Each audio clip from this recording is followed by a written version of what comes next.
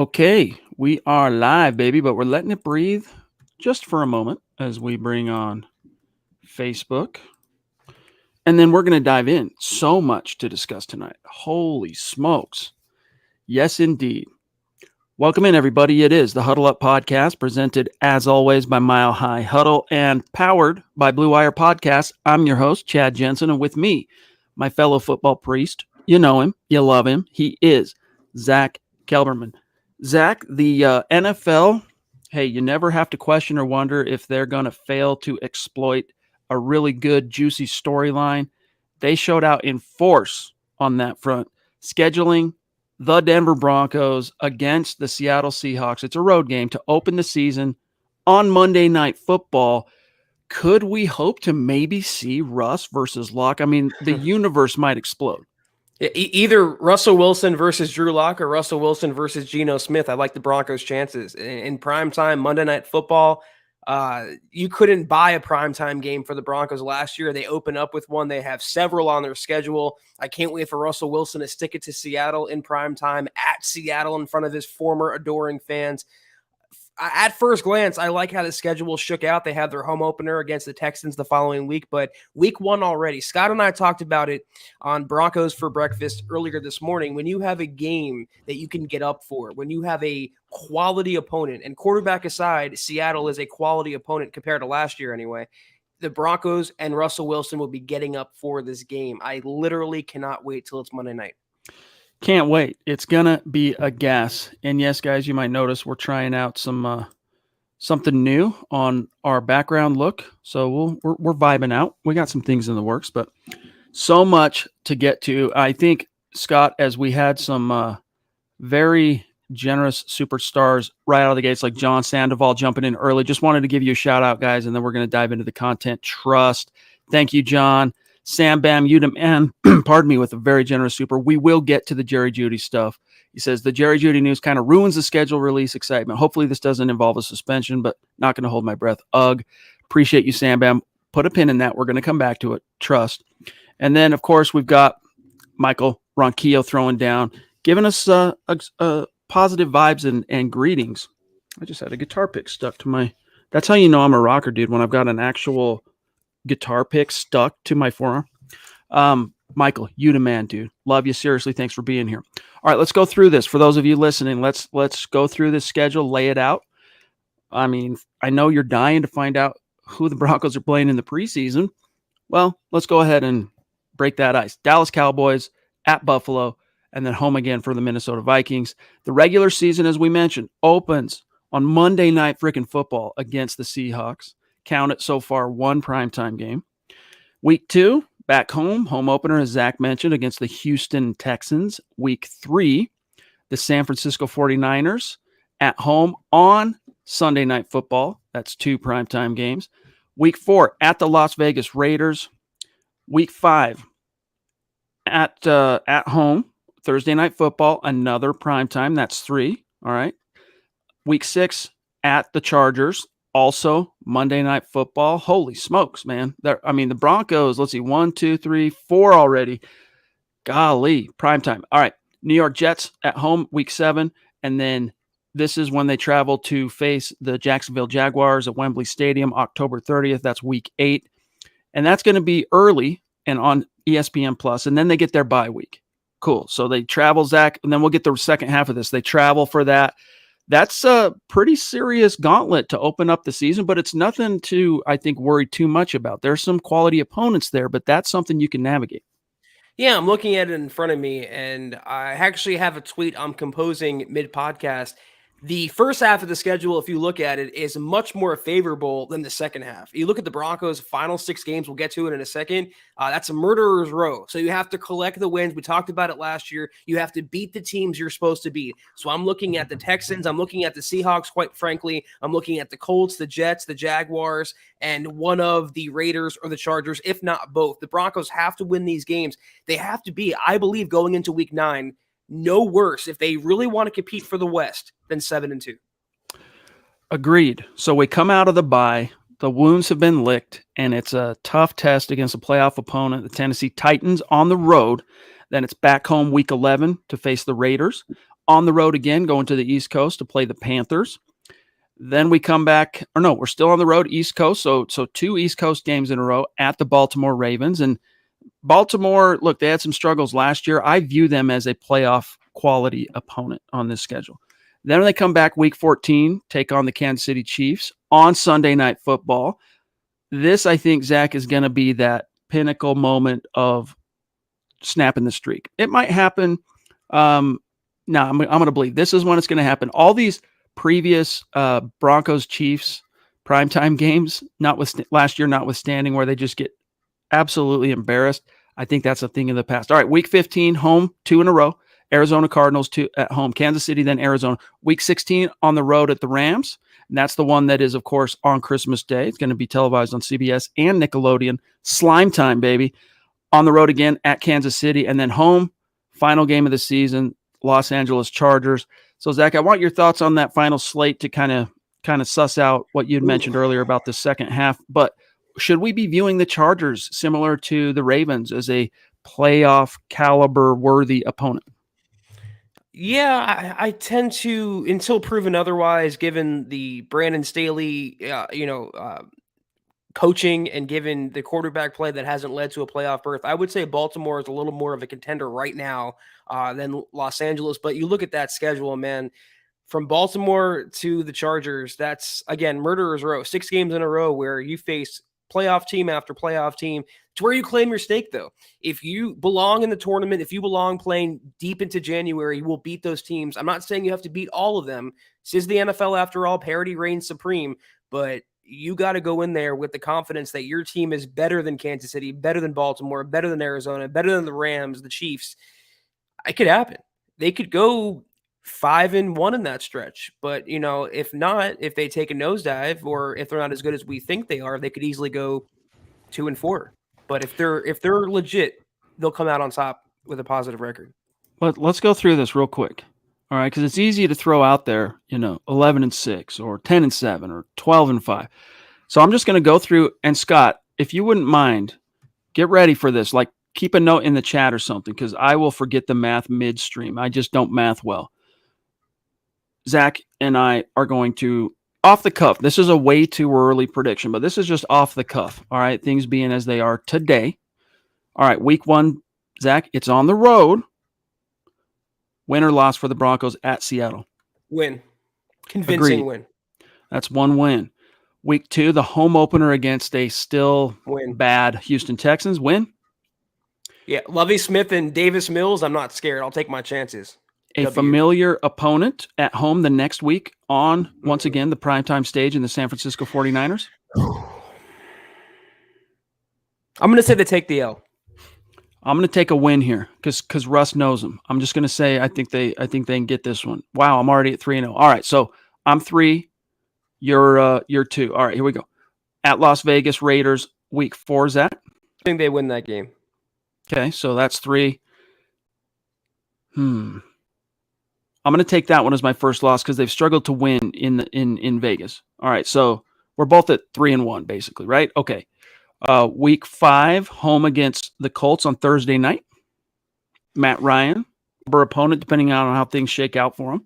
I like it. Let Matt Ryan come play in October Denver weather. As mild as it may be to the Coloradans. I know I completely butchered that. Yep. But it's not going to be so favorable for Matt Ryan. So W for me.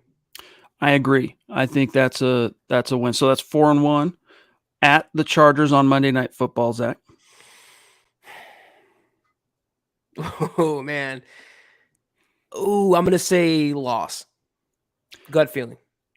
I'm going to say loss as well. 2 primetime games back-to-back at LA. They'll split. So what are we at, 4-2?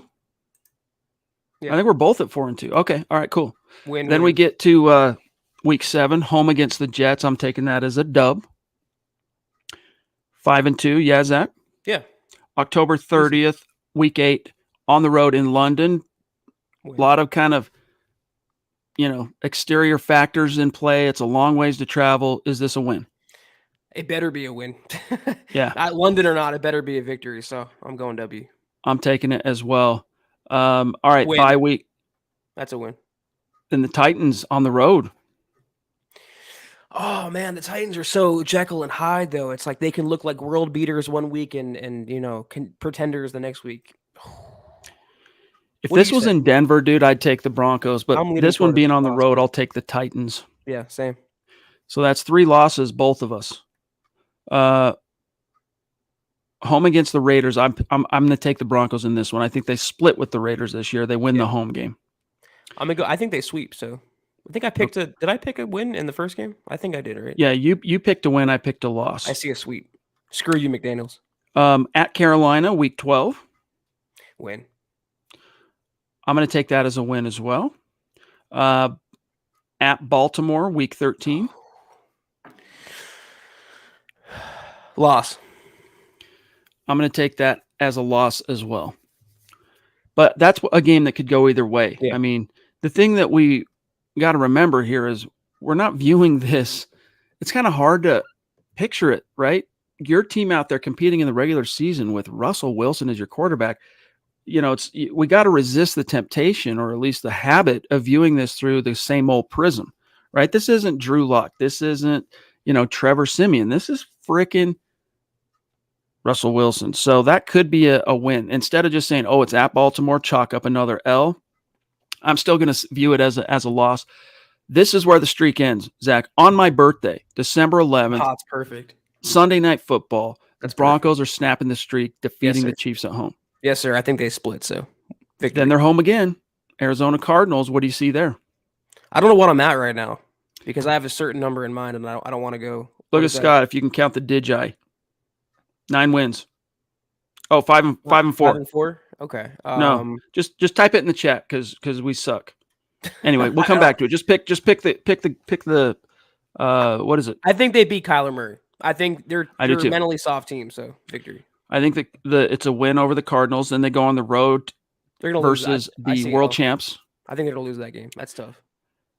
Here's the only caveat. Russ knows the Rams. This is a team he's competed against his entire career. I'm going to say this is a sneaky upset win on Christmas. I'm going to say on my birthday and Christmas, Broncos get them both. Okay. At the Kansas City Chiefs, this is one I'm just going to say the Chiefs win. Same. How about you? They split, yeah. Oh, yeah, you said they split. And then lastly, the Chargers at home, though, I'm taking that as a win. Same. So Zach, I don't know. I think 12-5, 11-6. Yep. I can see the Broncos finishing somewhere in there with this schedule. Guys, we want to hear in the chat what you see. What do you see? Let us know. Drop some knowledge. But man, it's just so fun trying to picture this team competing with Russell Wilson as the quarterback. My mind is trying to will it into existence, and it's still just hard for me to reckon with, similar to when Peyton came here. Yeah, I have 11-6 for the Broncos right now, and I think that's fair, and I think that's realistic, and it's a huge leap from anything we've seen in the last half decade. They're going to be contenders. They're going to be competing for the West, but a couple games could go here or there. Like you said, though, it's so hard to preview a game on December 18th, for example, in May, when the opponent, the situation, the circumstance is going to change week by week by week by week. We won't know what these teams look like until the season starts, and even then, until the games are actually played. So I think 11-6 is a fair record. We'll come back to the schedule, but I want to grab what Sam Bam had to say. We don't forget about our Super Chat superstars. Believe. In case you missed it, guys, and Zach had the article for us at milehighhuddle.com. Headline, Broncos wide receiver Jerry Jeudy arrested on charge of criminal tampering. The takeaway here, this was announced by the confirmed, I should say, by the Arapahoe County Sheriff's. Quote, professional football player Jerry Jeudy has been arrested by Arapahoe County Sheriff deputies. He's being held at the Arapahoe County Jail on charges of second-degree criminal tampering with a domestic violence enhancer, a misdemeanor. He's on a no-bond hold, and of course, he's innocent until proven guilty. Zach, I'm going to go ahead and quote you real quick. Jeudy, who was remanded into custody at 11:30 a.m., 12:30 p.m. Mountain Time, must remain in jail until seen by a judge per the no-bond hold. His hearing is likely to occur within the next 24 hours, after which a mandatory restraining order can be issued. What the Sam Hill happened? Zach, break it down for everybody.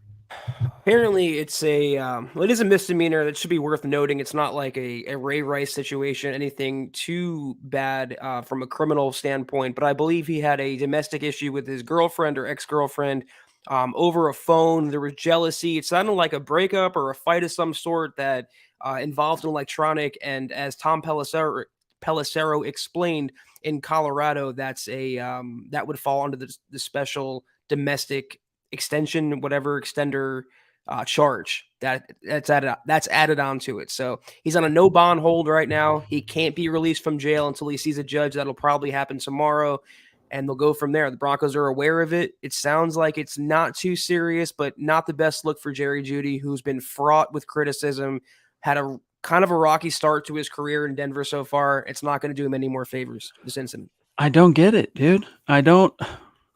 Come on, Jerry. Look, and I don't like this no bond hold. Pardon me. I don't like the whole no bond thing. Like, I'm not a legal expert here, but someone's got to explain to me why he can't bail out. I don't get that, but nevertheless, if convicted, Jeudy faces criminal punishment of up to 120 days in jail and a $750 fine, none of which, or at least the jail time ain't going to happen as a first-time offender. He could get a fine if convicted, of course. But as you point out here, Zach, even without a conviction, Jeudy can be subject to NFL discipline if he's found to have been in violation of the league's personal conduct policy. And then here's the Broncos statement. We are aware of the matter involving Jerry Jeudy and are in the process of gathering more information. Yeah, we have more details in the side comments. I just saw it here. Tommy Simmers. I've been so preoccupied with all the avalanche of Broncos news that's come out. This is more detailed of what happened. He withheld a wallet, medicine, and a car seat. He just had another baby, a daughter. Right. That's why he missed Russell Wilson's passing camp. So sounded like a domestic issue, a fight that kind of went sour. He didn't hit her, though. That came out that he did not put his hands on her. It did not escalate. He did not resist arrest. So it could have been worse. Thankfully, it wasn't. It's not a felony. It's a misdemeanor. He'll probably get out of it with like community service or some sort of public statement or apology, anger management, whatever. He should be playing this season, but the NFL takes a hard stance against anything domestic violence related, anything in that orbit. He's a first-time offender, though. He might get off with a slap on the wrist, but the possibility is there that he faces discipline from the league. Scott points out here, why is it a no-bond hold? Because it's a domestic issue, as Zach By was reporting there. Because bailed out men in the past have then gone after the woman who, in their minds, put him there, right? Like it's revenge too many times. So I guess that does make sense. Tommy, thanks for some of that context, by the way, my friend. So yeah, it's not a good look. What does it mean in the grand scheme of things? Not much, because even if this was something more extreme, which again, it's not good, but it's not like crazy. We're not, as you mentioned, we're not talking Ray Rice here. But even if the Broncos said, oh, this is a Ray Rice thing, goodbye, which is not going to happen, they're going to be okay when you have Courtland Sutton and Tim Patrick as your top two wide receivers. KJ Hamler says he's way ahead of schedule on his crazy injuries. We learned a little bit more about what that dude actually went through when he got hurt last year, week 3, and then you got the tight ends and the backs. Like Jerry Jeudy opens things up for you. By all means, you don't want to lose a talent and a route runner that can create separation in different ways than, say, a Sutton or a Patrick. You don't want to lose that. But if push came to shove, Zach, I think the Broncos, especially with Russ, would be okay. But just not a good look for Jerry Jeudy, as we talked about a couple nights ago. Just the way he presents himself at his pressers and things like that. Like, he needed as much PR goodwill as he could get, and this obviously is another debit in the account instead of a credit. I don't want to use the B word. I don't want to put that out there yet, but it's not trending in the right direction for Jerry. I think he can overcome it. I hope he does. But it makes George Paton, I tweeted this earlier, it makes him look smarter and smarter locking up Courtland Sutton and Tim Patrick when he did.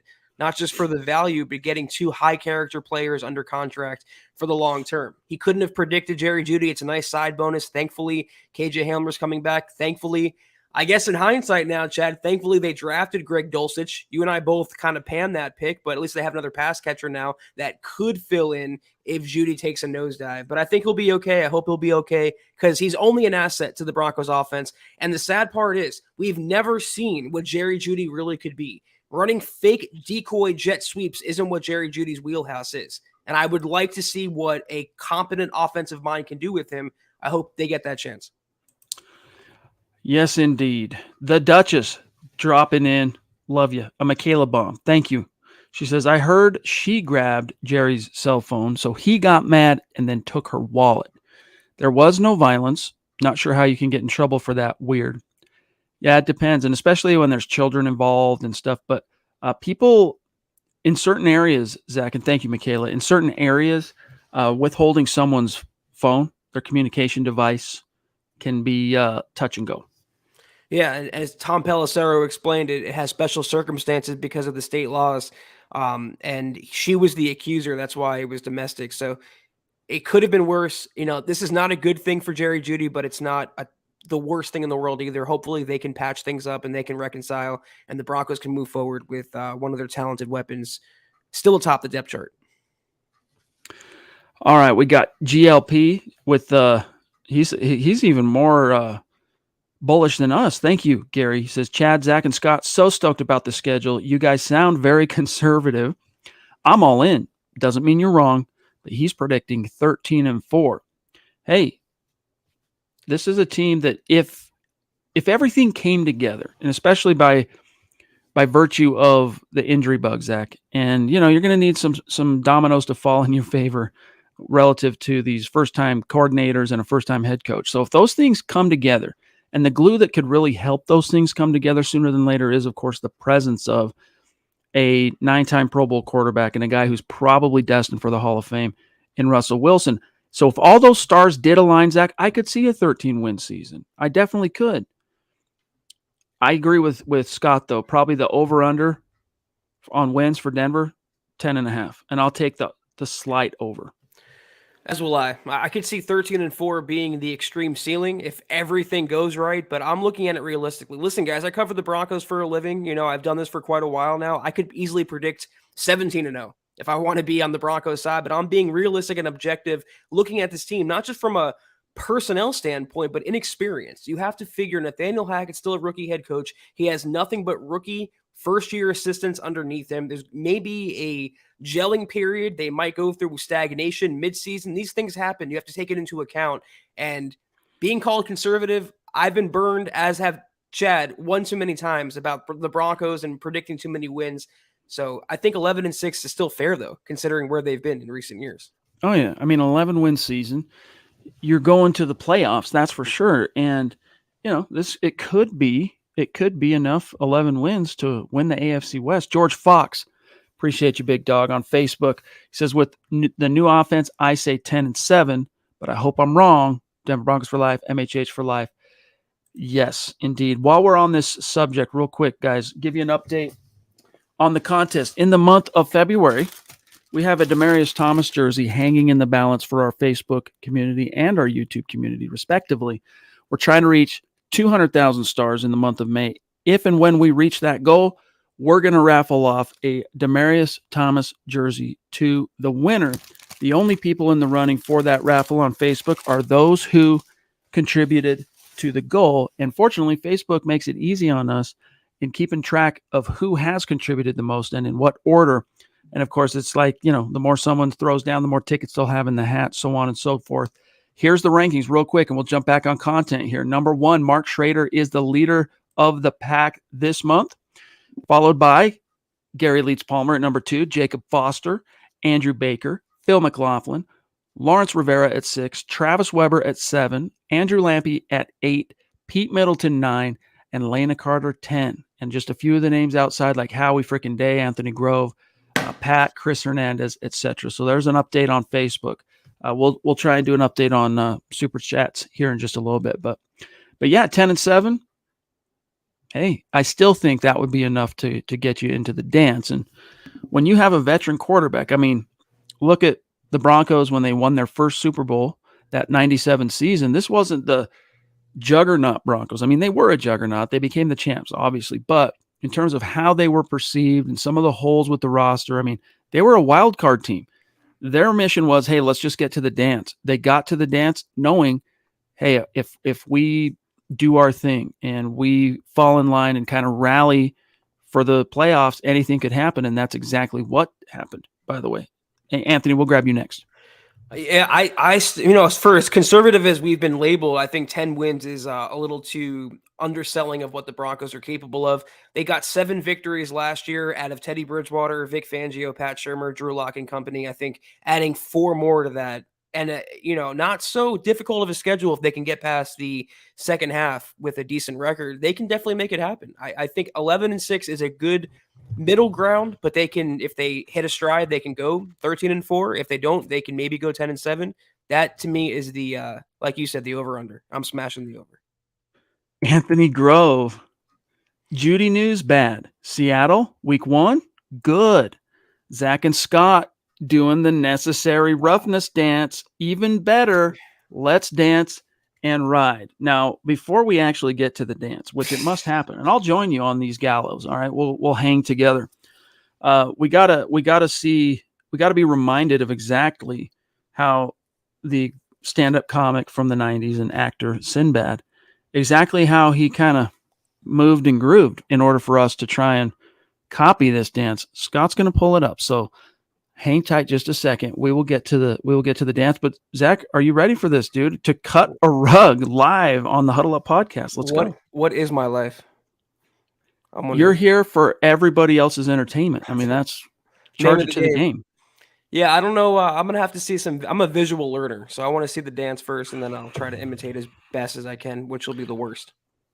Hold tight just for a minute, Anthony. We're gonna pull that, and we need to party. Here you go. All right, here's my version. I'll make it easy on you, Zach. Party. Yeah, I'm not going to stand up though. All right, because I'm actually just in my pajamas. Just kidding. I'm not in my pajamas, but if I stand up, I'll be out of the frame and all that stuff, and with the blurred background. All right, Zach, let me see it, dude. Can I see the Macarena? That's what I thought you were doing. I don't know. I'm just trying to copy. I don't know. I'm not a dancer. That's all you're getting out of me. All right, dude. 85 shaking his head is shaking it at us, dude. Look, he looks over to our side on the screen. I'm shaking my head at my own self. Right now. But I wish I had those kind of grooves and just that grace that Sinbad has. I mean, I can't even move my shoulders. I look like I'm spazzing out. Yeah, right. And look at this man doing it in shoulder pads, no less. I mean, give him his credit. Now I feel demonstrably worse about myself than I did before the podcast. So. Hey, thanks for a reminder on that, Anthony. Holding our feet to the fire, It's a good occasion, though. All right, let's jump back into the chat here, and I see some activity. Let me scroll up here. StreamYard's being a little bit weird tonight. Probably saw us dancing. The stream is like doing a jumpy thing. Zeus McPeak. Zeus is in the house, dude. Legendary figure, Mount Rushmore figure. The first face etched on the MHH Mount Rushmore is none other than Stu McPeak. As you guys know, around here we call him Zeus. Thank you, buddy. It's great to see you. He says, I'm ready for the season. Heck yeah, buddy. Same, Stu. Thank you so much. Good to see you. Thank you for your generosity as always. How many exclamation points is that? Because that's how excited I am too. Is that like 15? It's double digits. Yeah, I'm right there with you. By the way, I don't know if you've made your move yet, but hope everything either is going well or went well or is going to go well on that front, my friend. So best wishes on that. Going closer, or getting closer, I should say, is Stu and his family to the Mecca. Rock Chalk Broncos in the hizzy. Thank you for that super chat, big dog. Love seeing the Broncos getting multiple primetime games. It's great for them to be relevant again. Can't wait for the season to start. Let's ride.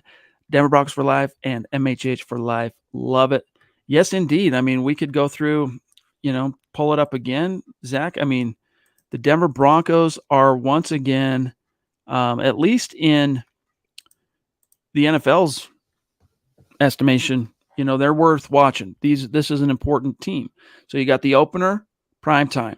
You've got week 3 at home against the Niners, Sunday Night Football. So the first one Monday night, week 3, Sunday Night Football. Cut to week 5 against the Colts at home. It's a Thursday night game. That's the third primetime game.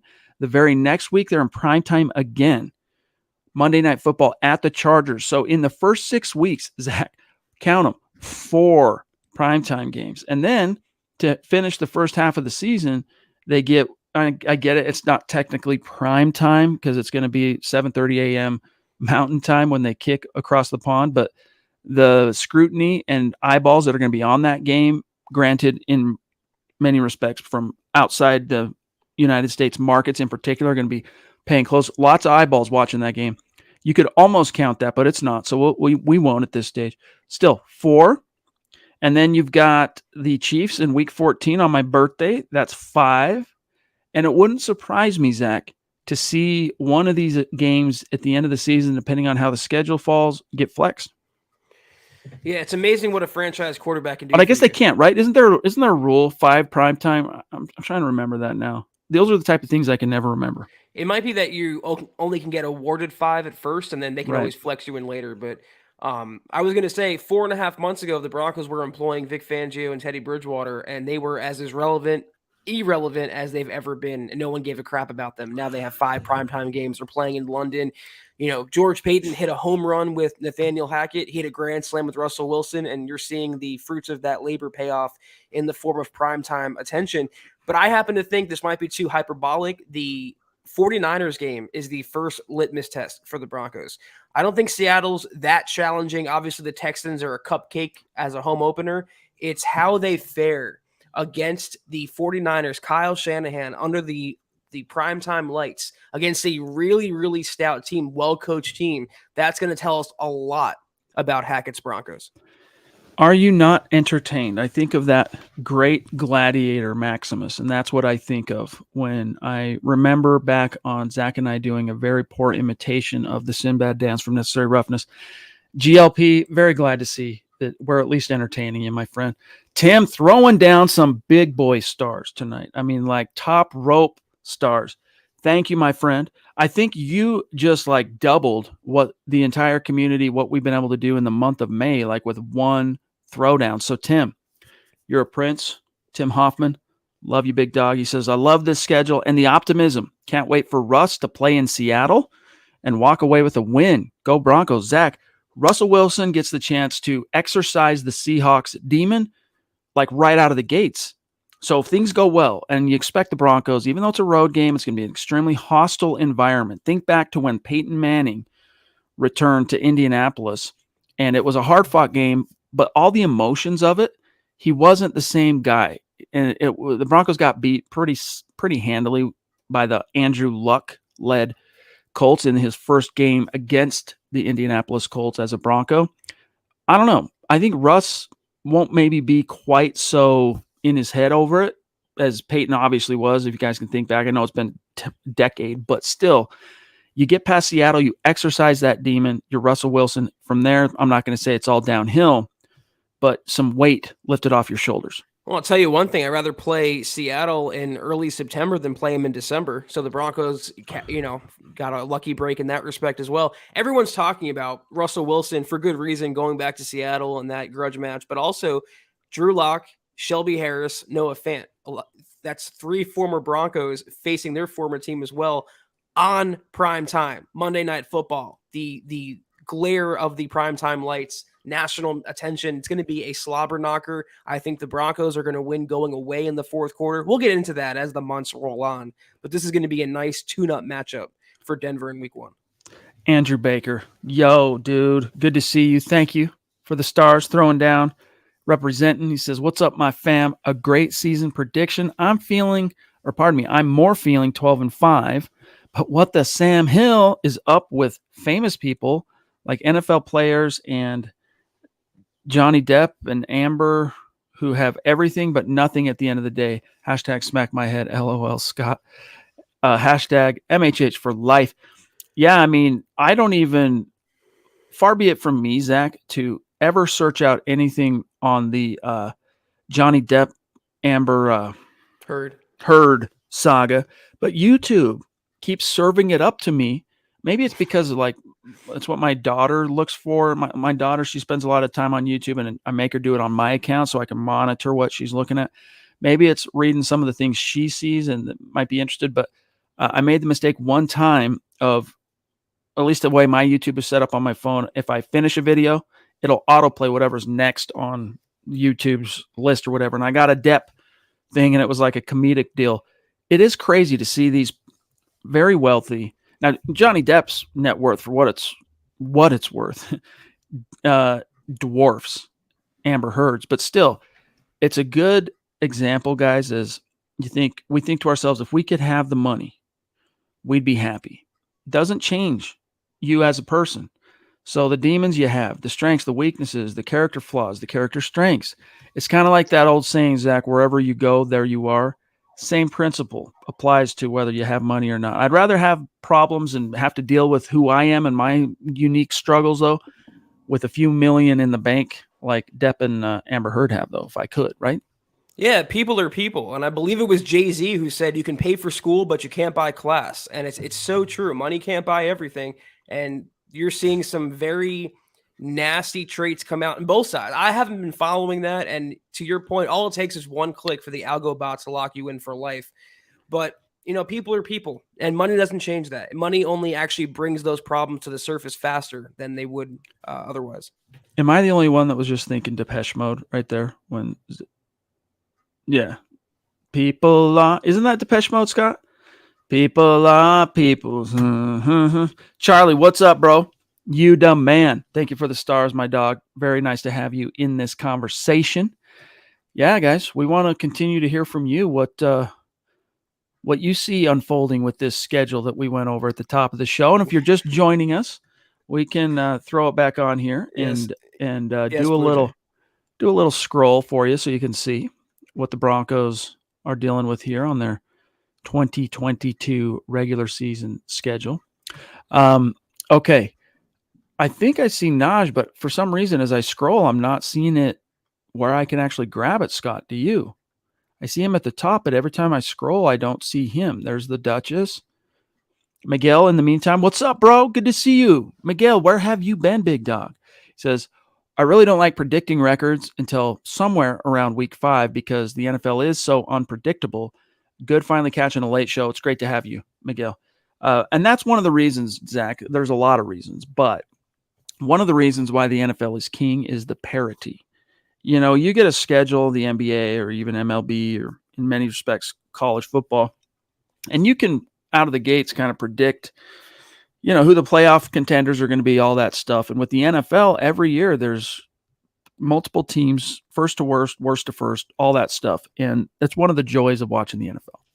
Yeah, there's only 17 of these games, 18 weeks. It's not 162 or 80, however many is in hockey.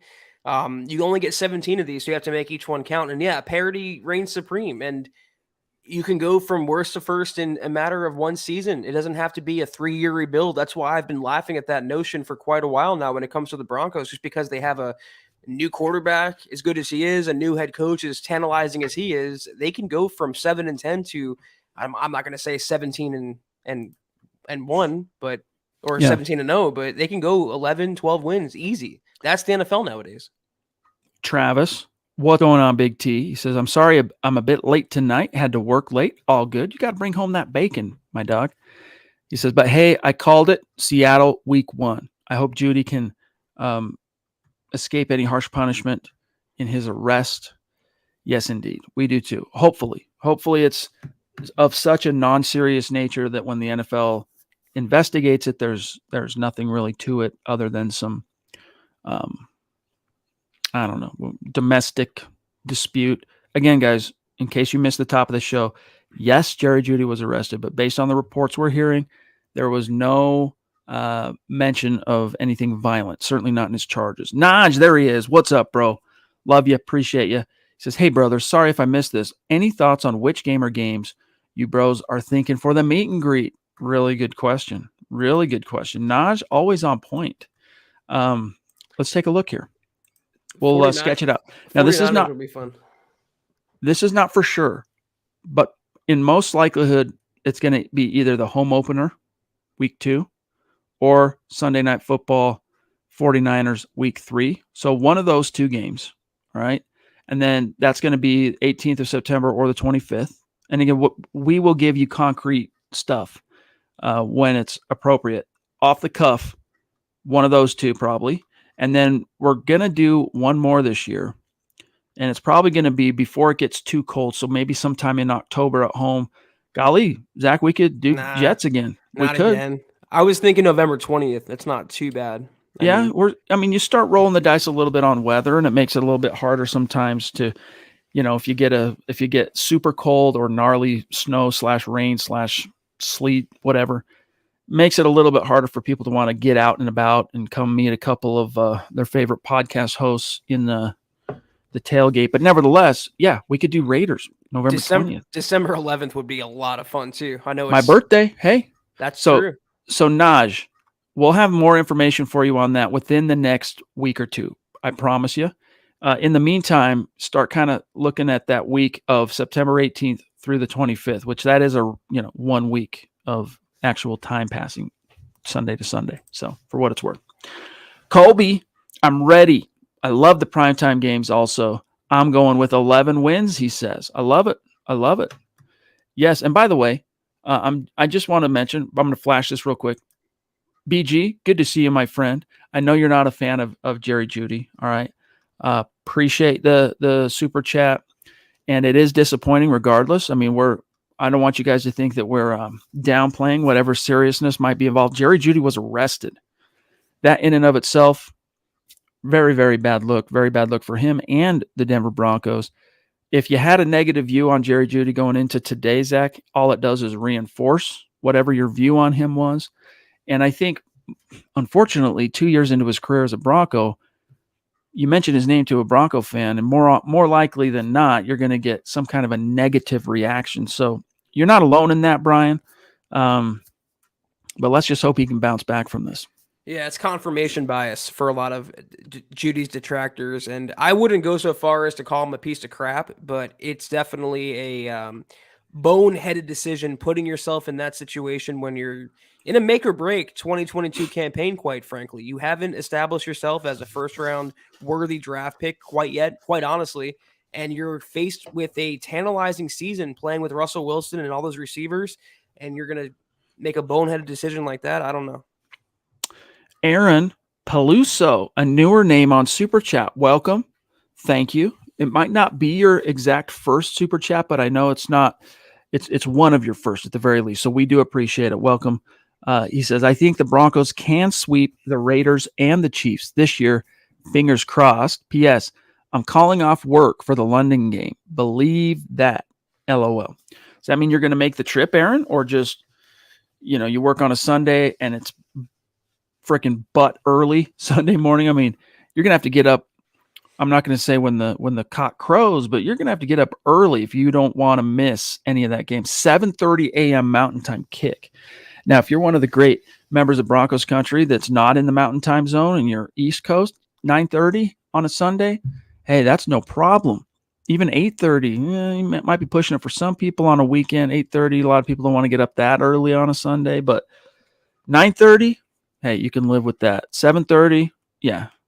It's you're going to just make sure you set your alarms, have your coffee ready just like the Broncos for breakfast, dudes, and you'll be glad you got up early.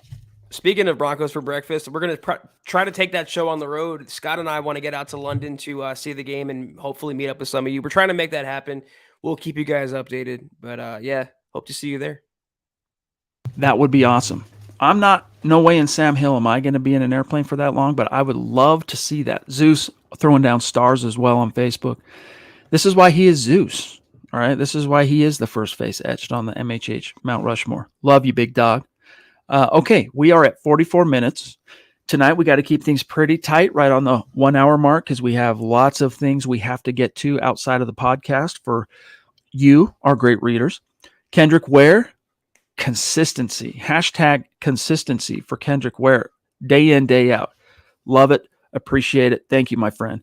He says, what's up, my guys? Just wanted to hop in and say, Broncos country, let's ride. MHH for life. Kendrick, dude, you have been so consistent.